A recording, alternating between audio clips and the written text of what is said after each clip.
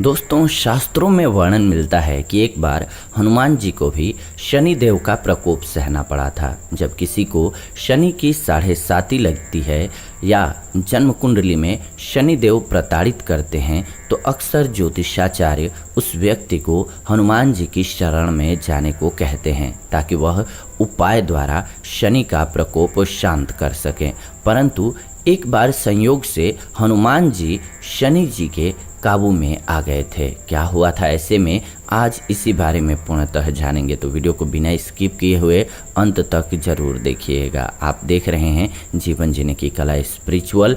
Please comment में ज़रूर लिखिए ओम नमः शिवाय, हर हर महादेव। आइए आगे बढ़ते हैं और जानते हैं इस बारे में। भ्रमण करते हुए शनि की हनुमान जी से भेंट हो गई। दोनों के मध्य भागवत चर्चा होने लगी। उस समय बात पाप पुण्य की होने लगी। तब शनिदेव हनुमान जी से कहने लगे, मैं सब प्राणियों को उनके द्वारा किए गए कर्मों का शुभ अशुभ फल तौल करके बराबर कर देता हूँ। जीवन में प्रत्येक प्राणी पर कभी न कभी अपना प्रभाव अवश्य डालता हूँ, क्योंकि सृष्टि में प्राणी से कई बार जाने अनजाने ही कुछ पाप हो जाते हैं जिसका उसे फल भोगना पड़ता है। शनिदेव की यह बात सुन करके हनुमान जी कहने लगे, शनिदेव, कहीं अनजाने में मेरे द्वारा कोई पाप तो नहीं हो गया जिसके लिए मुझे उसका प्रायश्चित करना पड़े। शनिदेव तुरंत बोले, अवश्य मारुति नंदन पवन पुत्र, मैं आपके पास इसी प्रयोजन से आया हूँ, क्योंकि मैं आपकी राशि में प्रवेश करने जा रहा हूँ। आप सावधान रहें, मैं आपको शीघ्र ही पीड़ित करूँगा। शनि के ये वाक्य सुन करके हनुमान जी आश्चर्य में पड़ गए तथा बोले, मैंने तो अपना सारा जीवन ब्रह्मचारी रहते हुए भगवान श्री राम की सेवा में अर्पित कर दिया है। उनके भजन के अलावा कोई काम ही नहीं किया, तो आप मेरी राशि में क्यों प्रवेश करना चाहते हैं? कृपया मेरे द्वारा किए गए बुरे कर्म या अपराध के बारे में हमें अवश्य बतलाएं।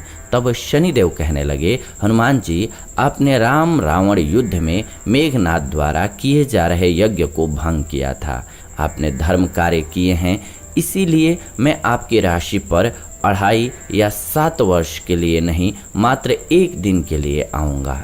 इतना सुन करके हनुमान जी ने शनि को 1 दिन आने के लिए अनुमति दे दी तथा शनि को सावधान किया कि आपने आना ही है तो अपनी पूर्ण तैयारी करके आना। अगले दिन हनुमान जी ने अपने इष्ट प्रभु भगवान श्री राम का स्मरण किया तथा विशाल पहाड़ उठा करके शनि के आने की प्रतीक्षा करने लगे तथा मन ही मन में विचार करने लगे कि जब शनिदेव आएंगे तो विशाल पहाड़ ही उन पर दे मारूंगा। पूरा दिन विशाल पहाड़ उठा करके हनुमान जी शनि की प्रतीक्षा करने लगे, पर शाम तक शनि नहीं आए। शाम होने पर हनुमान जी ने विशाल पहाड़ को रख दिया।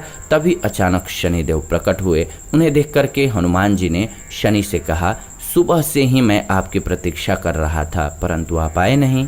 तभी शनिदेव बोले, हे पवन पुत्र रुद्रावतार हनुमान जी, मैं तो सुबह ही आ गया था, अब तो मैं लौट रहा हूँ, मेरा प्रयोजन सफल रहा।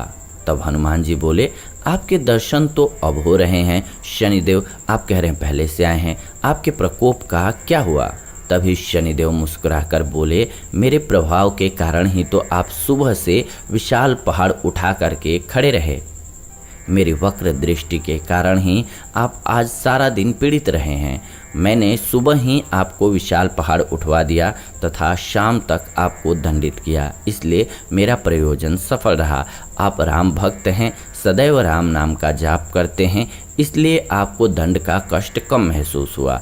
आपको सुबह से शाम तक पहाड़ तो मेरे प्रकोप के कारण ही उठाना पड़ा है। शनिदेव की ये बातें सुन करके हनुमान जी मुस्कुरा उठे। शनिदेव अपना कार्य समाप्त करके हनुमान जी से विदा लेकर शनि लोक रवाना हो गए। शनि के जन्म के समय पिता सूर्य को ग्रहण लगा था, तभी उसकी शक्ति का सूर्यदेव को ज्ञान हो गया था।